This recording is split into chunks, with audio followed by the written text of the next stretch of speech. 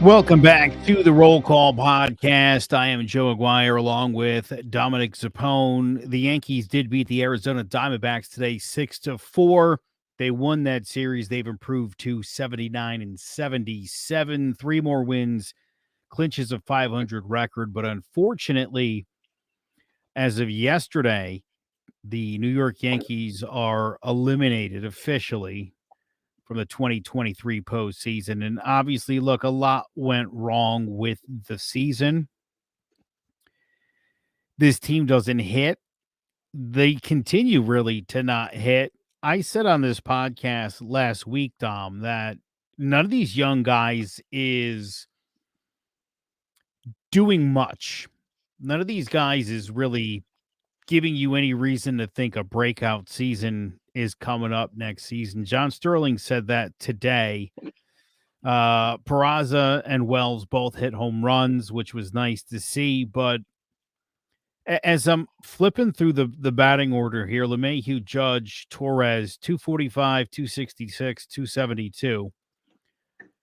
Not great.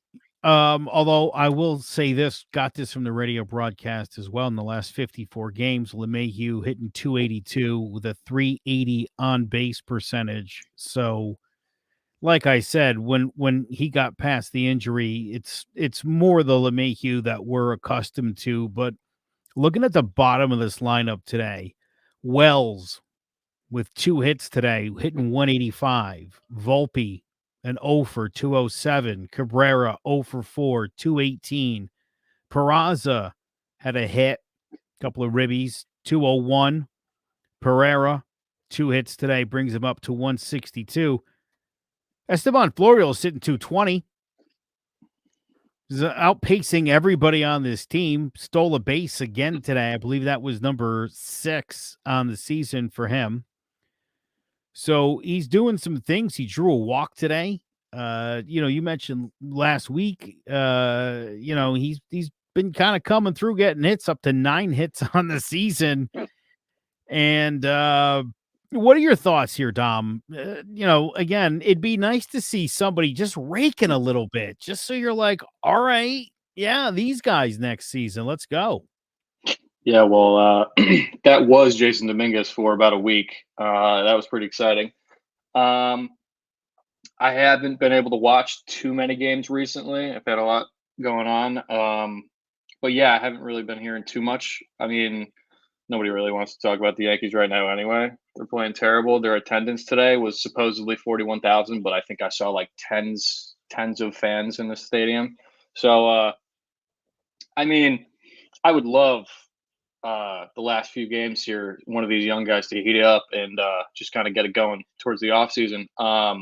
So that, I mean, next year we have something to look forward to. I mean, I know Dominguez is going to take a little while to come back. We obviously have Judge and Cole and a few other guys, but there's not much to look forward to next year as of right now.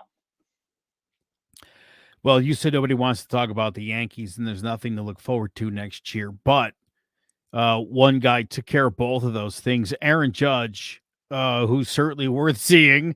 I know you didn't mean him, but he did speak. So let's hear from the captain. Aaron, with this loss officially eliminating the team from the postseason, just how would you describe what went wrong this year?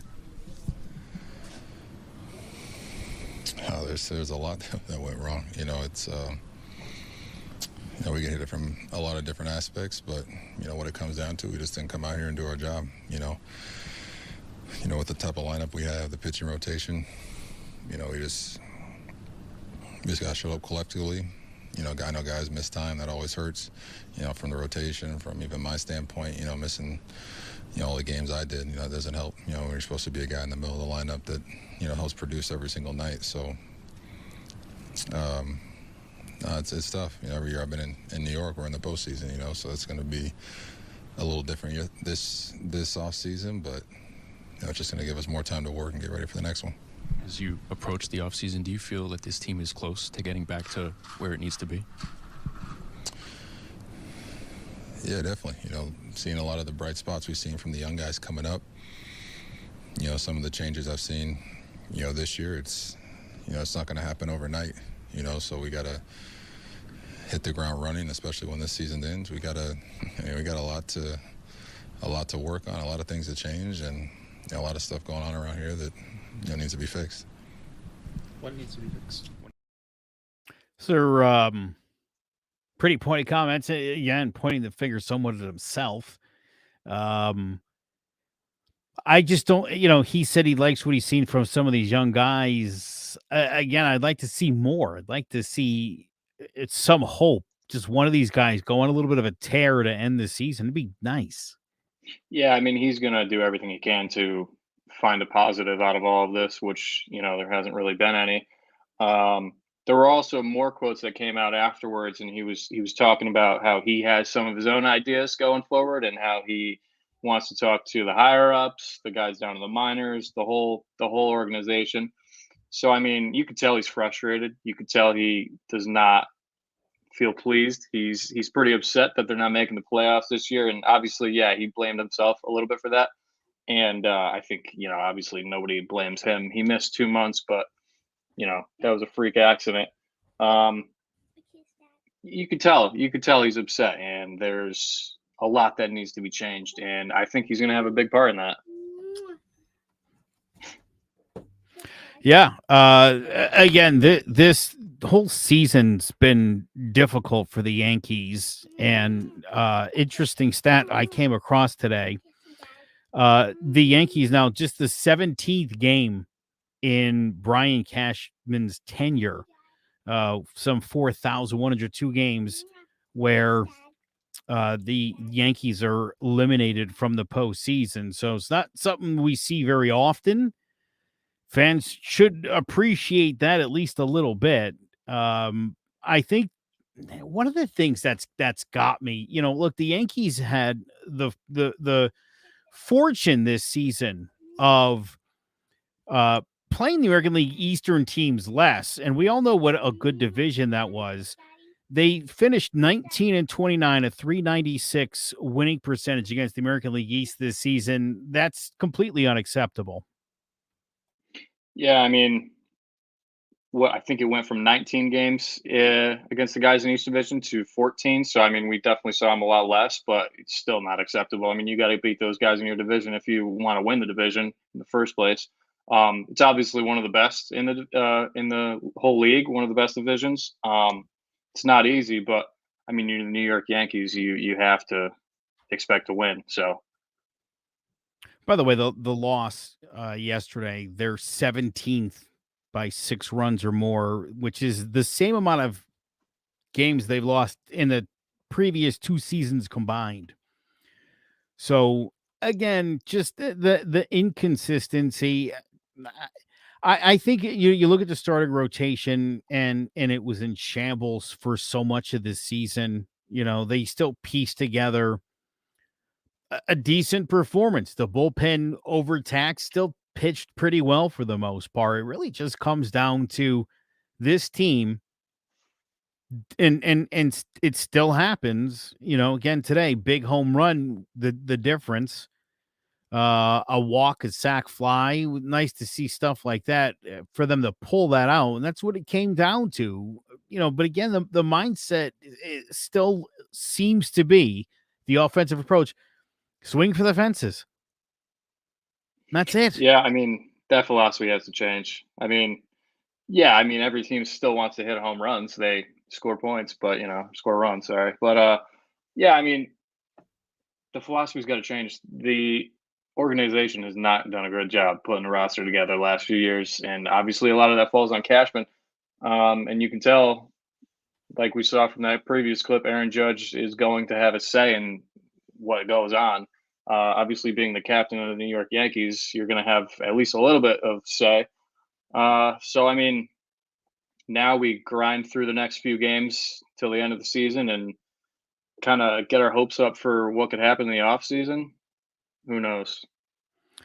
Aaron Judge, by the way, another 3 home run game, second of the season. Only the second person in history, Jeff Bagwell in '99, who was jacked on steroids, the other guy to do that. So, very impressive. Aaron Judge leads the Yankees in home runs. He leads them in RBI, and he leads them in walks. This is a guy that missed 54 games. That's a problem. And again, when I talk about Gleyber Torres and you're on had a good year. Aaron Judge has better numbers than him, better power numbers, more ribbies. I mean, how? Yeah, understandable. Yeah, obviously that's understandable. Aaron Judge is, one of one. Nobody's Aaron Judge. But for Glaber's sake and the rest of the team, I mean, compared to the rest of the team, Glaber's obviously been one of the best hitters on the team. But that Oh, just goes to yeah. show how poor the roster was this year. I mean, missing 50 some odd games and still leading the team in pretty much everything. That's kind of sad. Yeah, that there's no reason for that. Yeah, again, on a team with Giancarlo Stanton and LeMahieu and Glaber, there's no reason why he's the Yankees leader in all of those categories. I do want to get a little positive for a minute, and let's talk about Michael King. Michael King's last 3 starts, he has struck out 40% of the batters he's faced, allowing no more than 1 earned run. And his team has lost by at least 5 runs. No other pitcher has 3 such starts over their entire major league career. Small sample size, but this guy's yeah.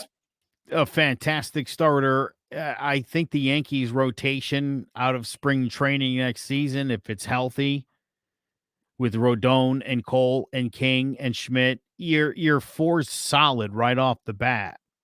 I assume the Yankees will go out there and probably add another quality starting pitcher to that 5. But things are, again, we talked last week about Johnny Brito out of the pen. Another great arm out there. He looks fantastic in that shorter role.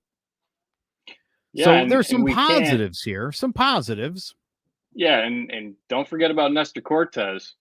He's been out for a while this year, and he's a real pitcher. He really is. I mean, you slot him into 3 and 4. That's a really good third or fourth pitcher right there, on top of Michael King and whoever else they bring in. If they bring in anybody else, you can't have too much pitching. There's no such thing as having too much pitching. But the focus needs to be on the offense. But back to Michael King. I mean, I know they've been talking about converting him to a starter for a long time. I know he's wanted to be a starter for a long time. Obviously, who wouldn't want to be a starter? But I really did not expect this from him. I knew he was a very good bullpen pitcher, and I knew, just in general, I knew he was a good pitcher, but I was not expecting this. I mean, he's been lights out at pretty much every start. It has been pretty impressive thus far, and for a guy who's been asking for it, push comes to shove, here he is stepping up his game and has again been tremendous and has done things that have really never been done in the history of baseball. That said, I still need for this team to show a little life here down the stretch. They've got 3 with the Blue Jays, and they finish up 2 with the Royals, and they need to win 3 more games. No, they need to win 2 more games. They're 79-77, so that's 81. So to get to 81, they just have to win 2 of the last 5 here. That's it seems likely. Michael King, by the way, pitching the opening game tomorrow night against the Toronto Blue Jays. Gausman going for them.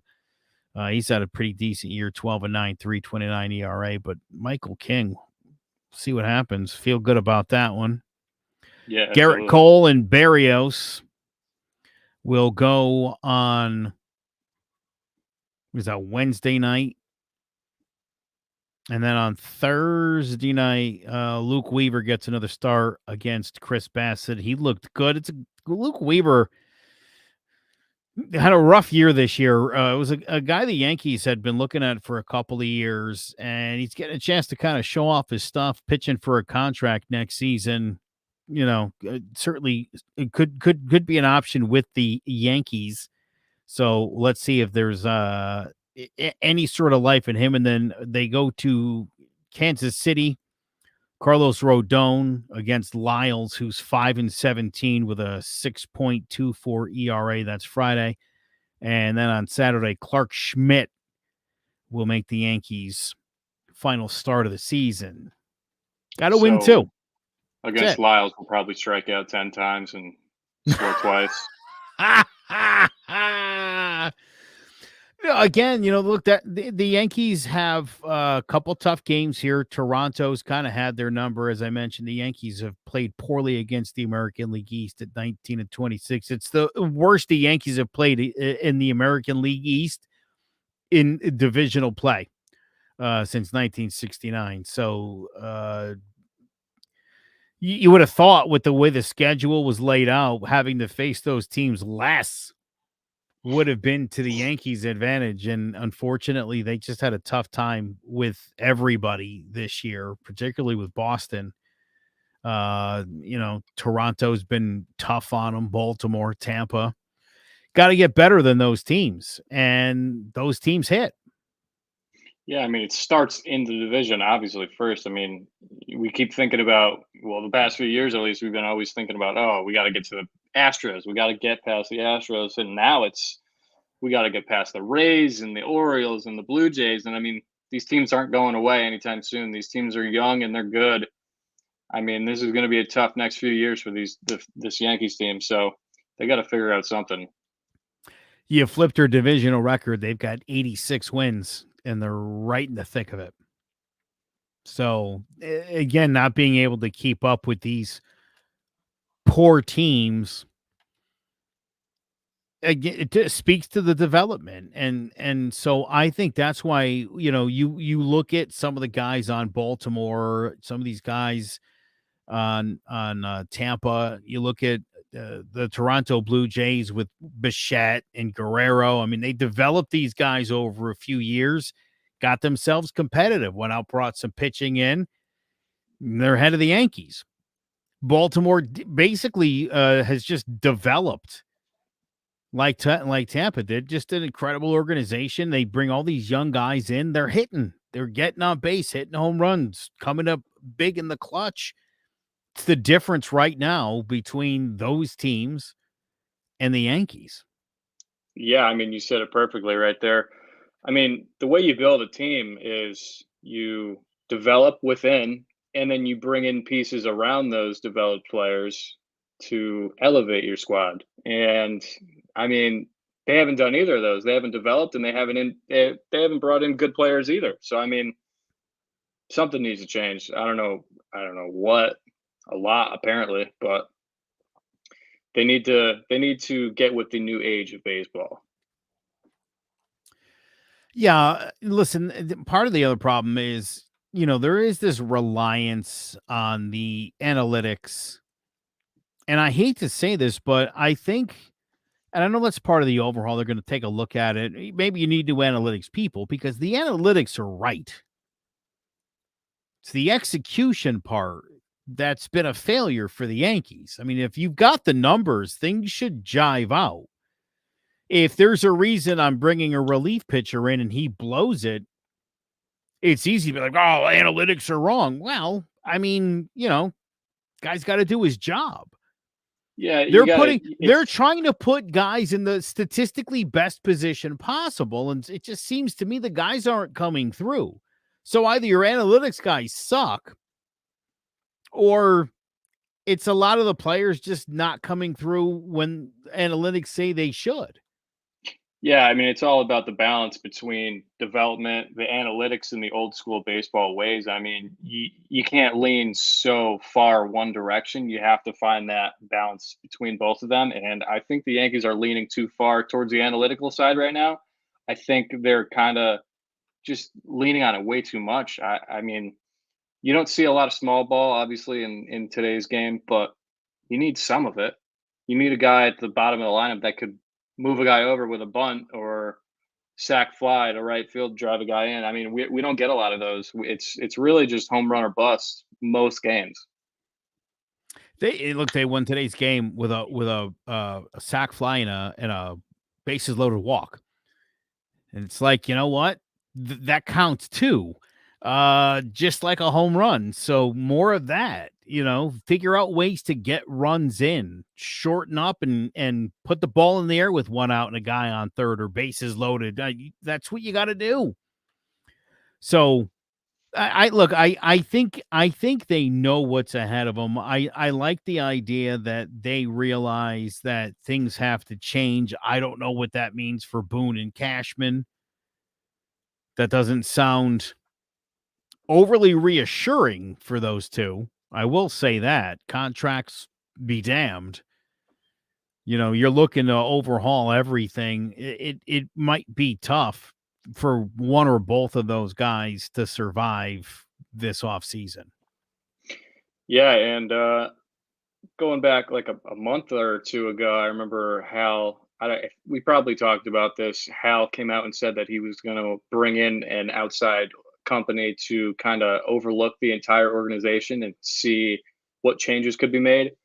And I think that's kind of directed towards Cashman in that general area. And for Boone, I know Boone's on the last year of his deal in Cashman. I believe this was either the first or second year of a 4-year extension he got. So unless Hal really changes his ways, I don't see Cashman going anywhere. Maybe he gets like a promotion and they bring in a new GM. I don't see him leaving the organization. Boone is tricky because last year his deal, Judge said he wants him back, and a lot of the guys in the clubhouse seem to like him. And I definitely don't want to put as much blame on Boone as a lot of people do. He's working with what he was given, and I feel like a lot of the things he's told to do are from the analytics department. So I mean, just the overall organization. I mean, having that company come over and look deep through everything, it's much needed. What if this team finishes under 500? What if they lose out? Well, I mean, I honestly don't think that would have any change on. You don't think Hal Steinbrenner is an overreactor? No, not really. I think every once in a while, I remember an article came out a few months ago, back when the Yankees were playing the Cubs, and Jameson Taillon, who was a Yankee the last couple years, I believe, he was off to a terrible start this season, and he went like 6 or 7 innings and didn't give up any runs. And Hal came out and said he was very upset about that. That was kind of the first time I heard him like actually care about the organization, like out to the public at least. Obviously, he cares about the organization, but I really don't think these last few games will change their minds. I kind of think they know what they're going to do going into it already, or they have an idea at least.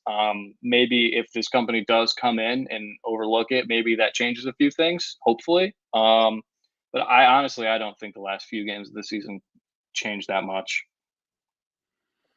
Yeah, you're probably right, which is a bummer. I know.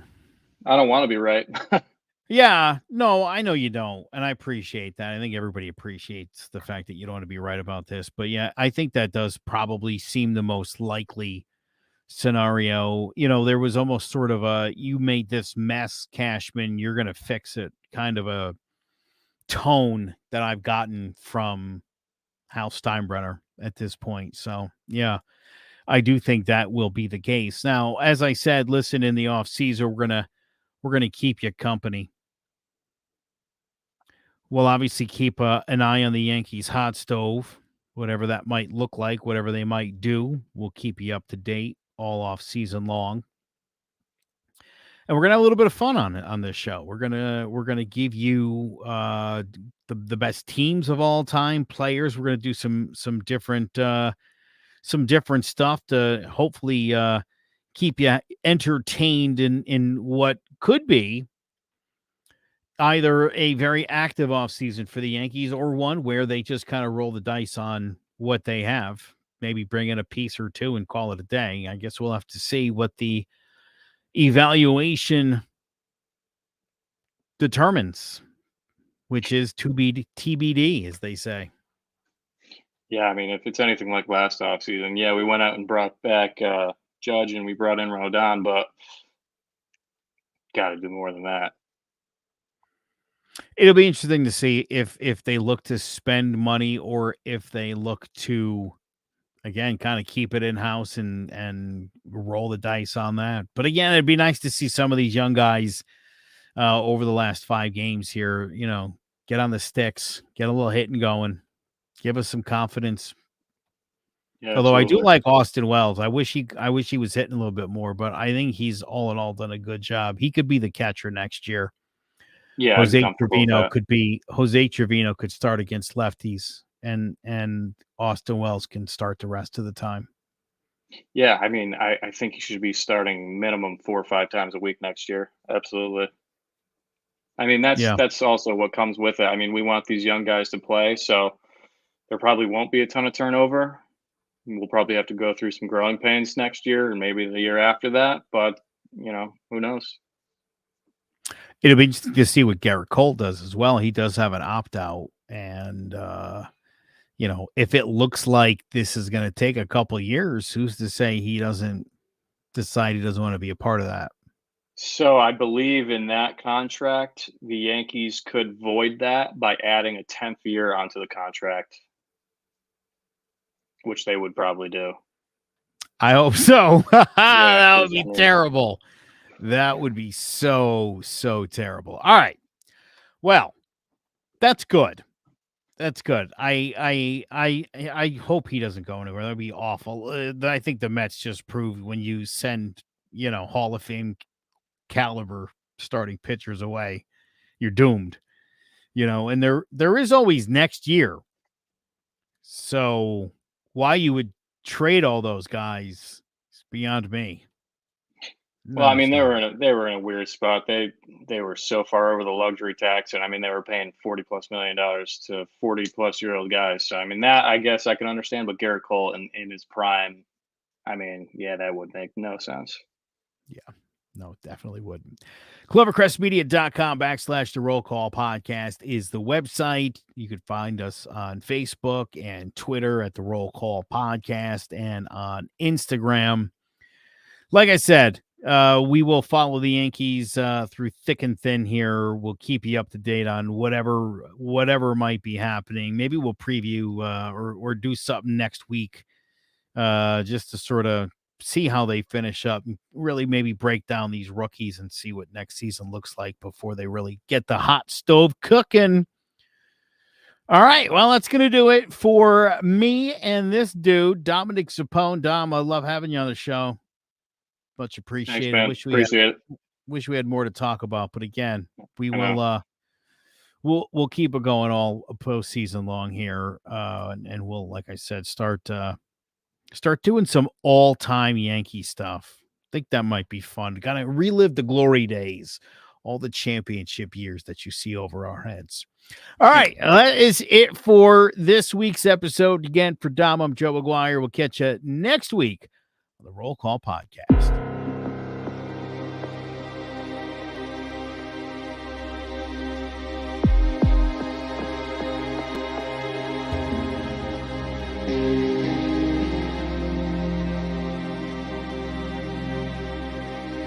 Mm-hmm.